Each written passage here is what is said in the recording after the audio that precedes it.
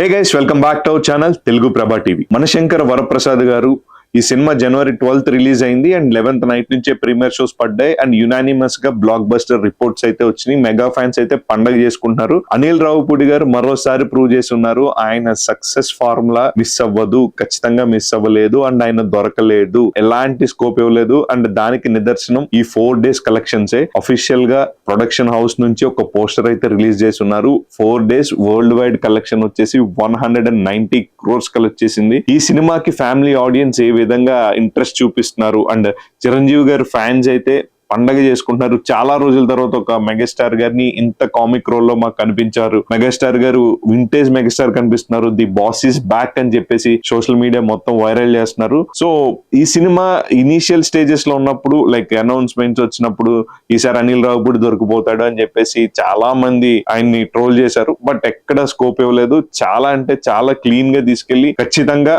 ఆయన అనుకున్నదే తీశారు అండ్ చిరంజీవి గారిని ఎలా చూపించాలనుకున్నాడో ఆయన అలాగే చూపించారు. అనిల్ రావిపూడి గారు ఎక్కడ మిస్ కాలేదు అండ్ ఈసారి సంక్రాంతి అనిల్ రావిపూడి గారిదే. మళ్ళీ లాస్ట్ ఇయర్ సంక్రాంతికి వస్తుందంతో పెద్ద బ్లాక్ బస్టర్ కొట్టారు అండ్ ఈ సినిమాతో మనశంకర్ వరప్రసాద్ గారితో ఇంకొక సంక్రాంతి ఆయన ఖాతాలో పడిందని చెప్పొచ్చు. ఆ ఫ్యామిలీ ఆడియన్స్ అయితే విపరీతంగా ఎంజాయ్ చేస్తున్నారు. థియేటర్స్ లో రిపీట్ ఆడియన్స్ కూడా ఉన్నారు. చిరంజీవి గారిని చాలా రోజులు అయిపోయింది ఇలాంటి ఒక మంచి ఎంటర్టైనింగ్ రోల్ లో చూసి అని చెప్పేసి వాళ్ళైతే చెప్పడం జరుగుతుంది. దానికి తగ్గట్టుగా సెకండ్ హాఫ్ లో వచ్చే వెంకటేష్ గారు అండ్ చిరంజీవి గారు వీళ్ళిద్దరి మధ్య వచ్చే సీన్స్ అయితే మేజర్ హైలైట్స్ అని చెప్పొచ్చు. అండ్ దీనికి అడ్వాంటేజ్ ఏంటంటే వెంకటేష్ గారు చిరంజీవి గారు ఆన్ స్క్రీన్ లో కలిపి ఒక సాంగ్ చేయడము, లేకపోతే వాళ్ళిద్దరి మధ్య కొంచెం డాన్స్, ఇవన్నీ కూడా ఆడియన్స్ అయితే థియేటర్ లో చాలా బాగా ఎంజాయ్ చేస్తున్నారు. మనం ఎక్కడ ట్రోల్స్ చూడొచ్చు, సినిమా బాగాలేదు కొంతమంది చెప్పినా ఇవన్నీ పట్టించుకోకుండా కేవలం చిరంజీవి గారిని చూడడానికి థియేటర్స్ కి వెళ్ళి మేము ఎంజాయ్ చేస్తామని చెప్పి చాలా మంది చెప్తూ ఉన్నారు. దానికి రిజల్టే ఈ 190 crores వరల్డ్ వైడ్. ఇవాళ ఫ్రైడే, రేపు సాటర్డే, సండే, ఇంకా 3 days కూడా ఈ సినిమాకి అయితే రన్ అయితే ఉంది. సో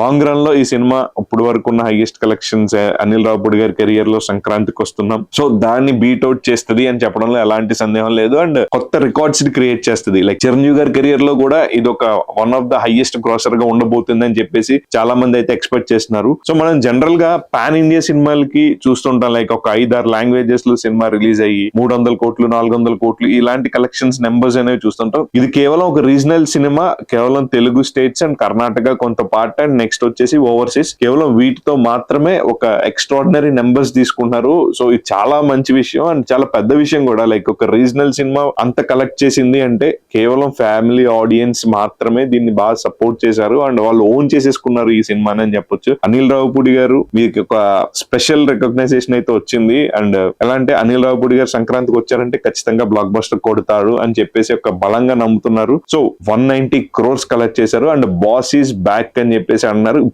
ఇప్పుడు ఈ కలెక్షన్స్ చూసిన తర్వాత ప్రతి ఒక్క మెగా ఫ్యాన్స్ రియాక్షన్ ఏంటంటే బాస్ ఈస్ బ్యాక్, ఇదిరా బాస్ అంటే. ఇన్ని రోజులు ఆయన ట్రోల్ చేసిన వాళ్ళకి ఈ నెంబర్సే ఒక సమాధానం అని చెప్పేసి వాళ్ళైతే చెప్పడం జరుగుతుంది. మీకేమనిపించిందో ఈ సినిమా చూసిన తర్వాత కింద కామెంట్ సెక్షన్ లో కామెంట్ చేయండి. సో మరిన్ని ఇంట్రెస్టింగ్ అండ్ లేటెస్ట్ వీడియోస్ కోసం please do subscribe to our channel Telugu ప్రభా టీవీ.